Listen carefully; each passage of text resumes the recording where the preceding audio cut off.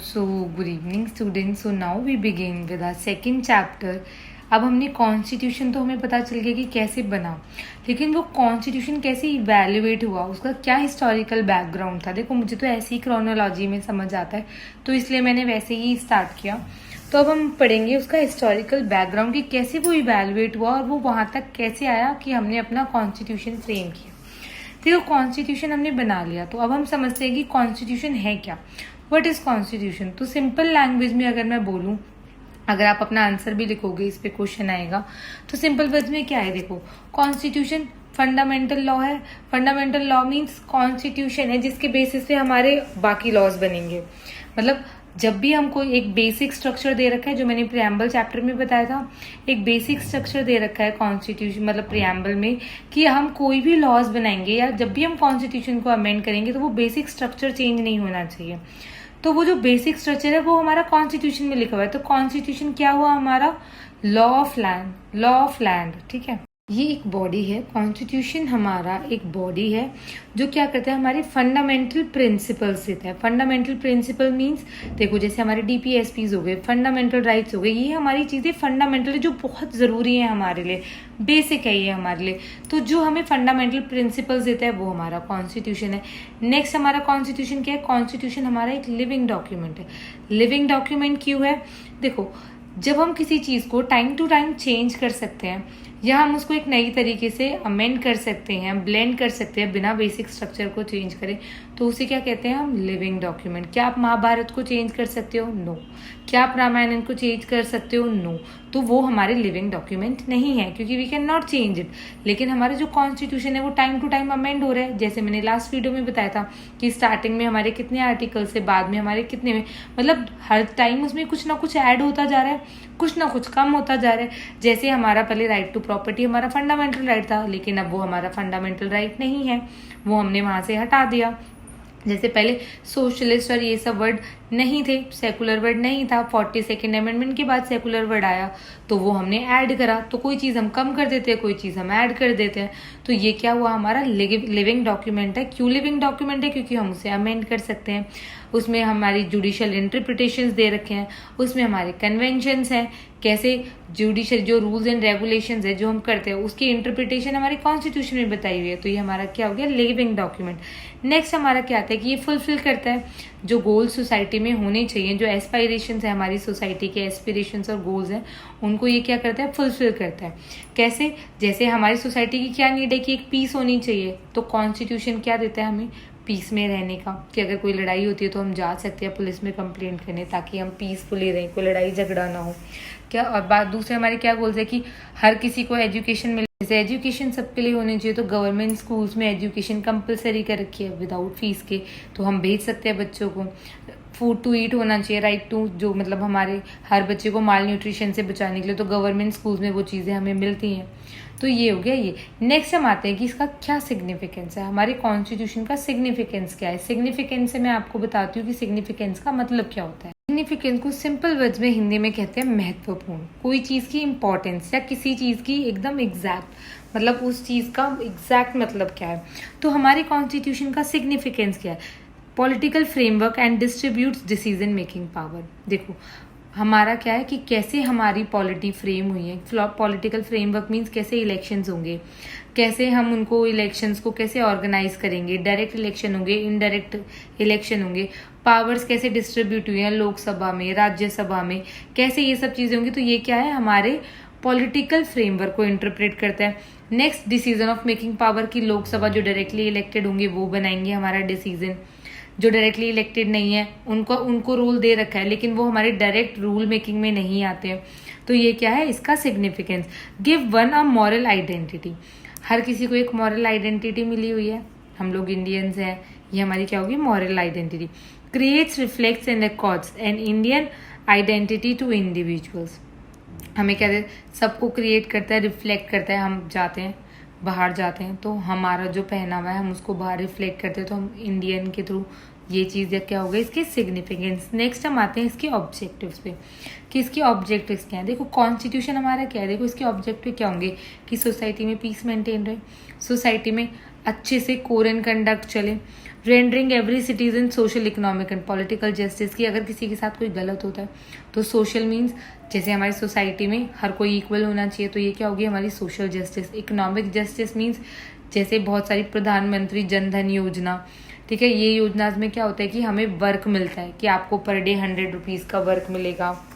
महात्मा गांधी रोजगार योजना, ऐसी योजनाएं चलती है ना, तो वो क्या हो गया हमारा कि यहाँ पर इकोनॉमिकली सबको इक्वली लिया जा रहा है। नेक्स्ट आती है पॉलिटिकल जस्टिस, एडल्ट सफरेज आ जाता है आपका पॉलिटिकल। एडल्ट सफरेज में क्या होता है कि एडल्ट सफरेज में क्या होता है कि मतलब जो भी 18 साल का हो जाएगा, ठीक है, जो भी, चाहे वो औरत हो चाहे वो आदमी हो, ठीक है, whether it's a man women, और क्या कहते हैं चाइल्ड तो हो नहीं सकता क्योंकि चाइल्ड कभी 18 साल का नहीं होता व्हेन यू आर एडल्ट, ठीक है। उसके बाद किसी भी ओल्ड एज तक कोई रेस्ट्रिक्शन नहीं है, जब तक आप जियोगे तब तक आप वोट दोगे, आप इलेक्शंस में खड़े हो सकते हो अगर आपकी एज 25 ईयर्स है, ठीक है। तो ये क्या हो गया आपको पॉलिटिकल राइट। तो क्या है इसका सबसे पहला ऑब्जेक्टिव कि सिटीजन्स को सोशल इकोनॉमिक और पॉलिटिकल जस्टिस प्रोवाइड करना। Enable government to fulfil the aspirations and create conditions for a just society. Government को पावर देता है कि वो ऐसी पॉलिसीज बनाए, ऐसे एस्पिरेशंस रखे, उन सबको फुलफिल करे, ऐसे रूल्स एंड रेगुलेशंस बनाए कि सोसाइटी में क्या हो, जस्टिस प्रोवाइड हो, ठीक है। नेक्स्ट है specify who has the power to make decision in society. हमें इसी से पता चलता है कि इलेक्शंस होंगे, जिसको सबसे ज़्यादा वोट मिलेंगे, जो जीतेगा उसका हम अपने बिहाफ पे जिसको इलेक्ट करके भेजेंगे वो हमारे रूल्स एंड रेगुलेशंस बनाएगा। तो ये बताता है कि कौन हमारे रूल्स एंड रेगुलेशंस को बना सकता है और कौन हमारे बिहाफ पे डिसीजन ले सकता है। कैसे गवर्नमेंट काम करेगी ये भी हमें इसी के थ्रू पता चलता है कि गवर्नमेंट को कैसे काम करना है। अदरवाइज एक बात बताऊं, आप एग्जाम्पल ले लो, मोदी जी हैं, ठीक है, मोदी जी, हम मोदी जी के रूल पे तो नहीं चल रहे, हम मोदी जी कॉन्स्टिट्यूशन के रूल्स पे चल रहे हैं।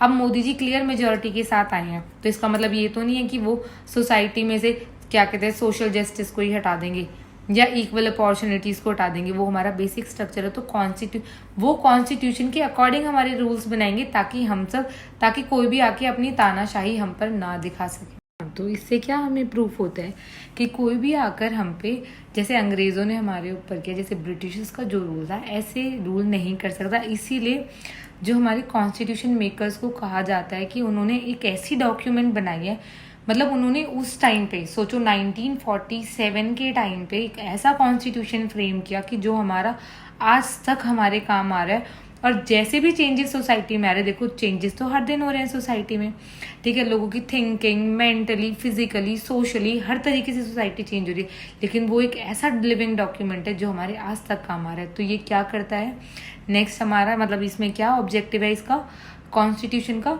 गवर्नमेंट को लिमिट करने का, कि गवर्नमेंट हम पर अपने तरीके से रूल नहीं कर सकती, वो रूल करेगी कॉन्स्टिट्यूशन के अकॉर्डिंग। ये हो गए इसके ऑब्जेक्टिव्स। नेक्स्ट एक कॉन्सेप्ट आता है कॉन्स्टिट्यूशनलिज्म की। कॉन्स्टिट्यूशनलिज्म क्या होता है, देखो कॉन्स्टिट्यूशनलिज्म का एक आइडिया है, मतलब ये एक नॉर्मल सी चीज़ है कि government based on the idea that government is derived from the people, कि ये कॉन्स्टिट्यूशनलिज्म क्या है कि जो गवर्नमेंट को पावर मिली है वो हमने दी है। जो हमने प्रियम्बल में पढ़ा था ना, we the people are the source of power, हमने उनको ये पावर दी है कि हमारे बिहाफ पे वो डिसीजन ले, पर वो हमारे ऊपर हावी नहीं हो सकते, चाहे वो क्लियर मेजोरिटी के साथ आए या उनकी मिली जुली गवर्नमेंट आए, ठीक है। तो इसमें क्या है कि हमने गवर्नमेंट को लिमिट कर रखा है। तो कॉन्स्टिट्यूशनलिज्म सिंपल मीनिंग ये है कि ये आइडिया है कि जो गवर्नमेंट को अथॉरिटी मिली है वो डराइव हुई है peoples and should be limited by a constitution. जिसको कौन लिमिट करता है गवर्नमेंट की पावर को, कॉन्स्टिट्यूशन। आई होप ये कंसेप्ट आपको क्लियर समझ आ गया होगा। नेक्स्ट मैं बताती हूँ कि कॉन्स्टिट्यूशन का ओरिजिन कहाँ से हुआ। देखो कॉन्स्टिट्यूशन का ओरिजिन हुआ मैग्ना कार्टा से। मैग्ना कार्टा आपने बहुत बार सुना होगा। इस मैग्ना कार्टा हम सिंपल जो इंग्लिश के बिल ऑफ राइट्स थी। नेक्स्ट आता है कि हमारे कॉम्पोनेंट्स क्या हैं कॉन्स्टिट्यूशनलिज्म के। रूल ऑफ लॉ, कि किसी इंडिविजुअल का रूल नहीं होगा हमारे ऊपर क्या होगा, रूल ऑफ लॉ, कि जो लॉ के साथ अकॉर्डिंग चीज़ें बनी होंगी जो सही होंगी उनका रूल हमारे ऊपर होगा। ये किसने कहा था रूल ऑफ लॉ? डाइसी ने ये कंसेप्ट कॉइन किया था कि रूल ऑफ लॉ होना चाहिए वेलफेयर सोसाइटी के लिए। नेक्स्ट है सेपरेशन ऑफ पावर होनी चाहिए। सेपरेशन ऑफ पावर क्यों इंपॉर्टेंट है? देखो सेपरेशन ऑफ पावर इसलिए होनी चाहिए कि अगर हम एक ही के हाथ में सारी पावर्स दे देंगे, राइट। अब नॉर्मल मैं फिर आपको एग्जांपल देती हूँ, आप मोदी जी को ले लो। पहले मोदी जी हैं, फिर क्या आते हैं कैबिनेट मिनिस्टर्स, फिर क्या आती है हमारी लोकसभा, राज्यसभा, हर स्टेट की पॉपुलेशन के अकॉर्डिंग मेंबर्स आ जाते हैं हमारे, ठीक है। फिर उसके बाद क्या आता है कि हमने लोकसभा राज्यसभा क्यों बनाया, कि अगर लोकसभा में कुछ गलत होता है, वो अपनी पावर को गलत यूज करते हैं, तो राज्यसभा पॉइंट रेज करेगा।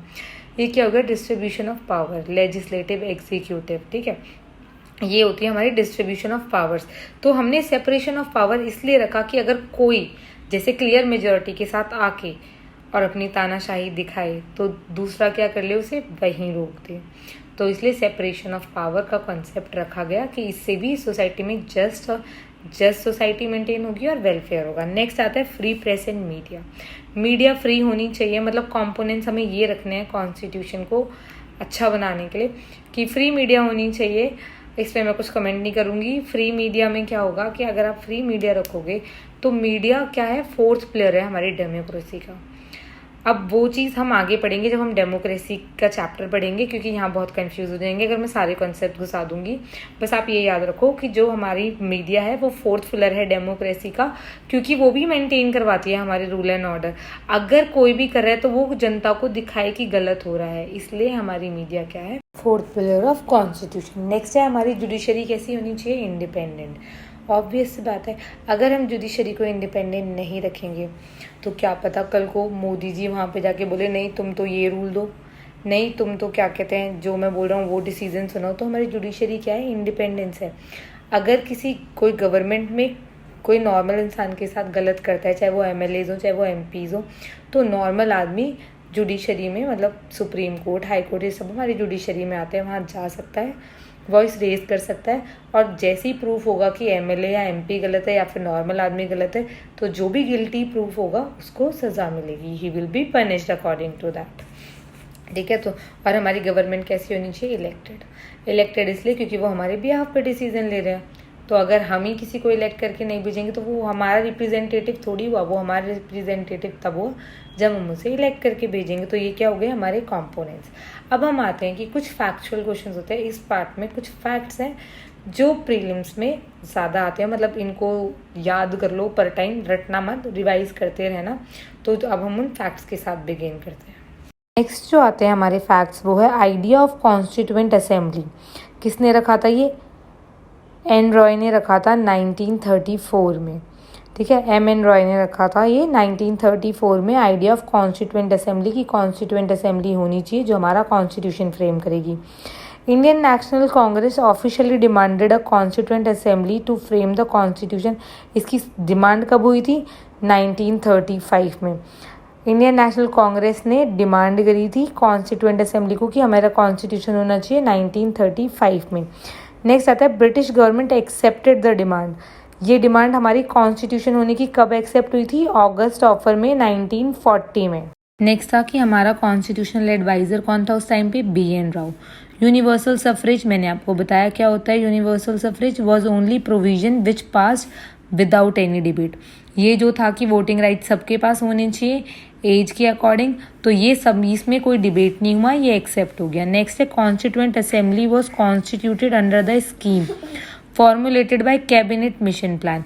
कॉन्स्टिट्यूएंट असेंबली हमारी किस में कॉन्स्टिट्यूट हुई थी, कैबिनेट मिशन प्लान में, जो था 1946 का जी। तो मेंबर्स फ्रॉम ब्रिटिश इंडिया में इसमें जो मेंबर्स थे वो थे 296 और सीट्स फ्रॉम प्रिंसली स्टेट थी इसमें 93, ठीक है। ये ब्रिटिश इंडिया, उस टाइम इंडिया को क्यों कहा गया, क्योंकि तब तक हमें इंडिपेंडेंस नहीं मिली थी। 1946 की बात है ये, हमें इंडिपेंडेंस मिली थी 1947 में। तो इसका जो डिवीजन था हमने कैसे किया अपने स्टेट्स का, मुस्लिम्स थे, मुस्लिम पॉपुलेशन थी, सिख्स थे, बाकी सबको हमने जनरल कैटेगरी में रखा। ये कैसी थी, partly elected and partly nominated. कुछ तो इलेक्ट होके गए, कुछ क्या थे, नॉमिनेशंस के साथ गए। इसमें महात्मा गांधी जी इसके मेंबर नहीं थे। इसका जो फाइनल सेशन था हमारी कॉन्स्टिट्यूशन असेंबली का, जो लास्ट सेशन था कॉन्स्टिट्यूशन बनाने का, वो था जनवरी 24, 1950। जनवरी 26, 1950 को हमने इसे अडॉप्ट कर लिया था। फर्स्ट मीटिंग थी इसकी दिसंबर 9, 1946 में फर्स्ट मीटिंग हुई थी कॉन्स्टिट्यूशन बनाने के लिए। मुस्लिम लीग ने इसको बॉयकॉट किया था क्योंकि उनको अपना एक अलग देश चाहिए था उस टाइम पे, they want a different state. Temporary president इस असेंबली के थे सच्चिदानंद सिन्हा।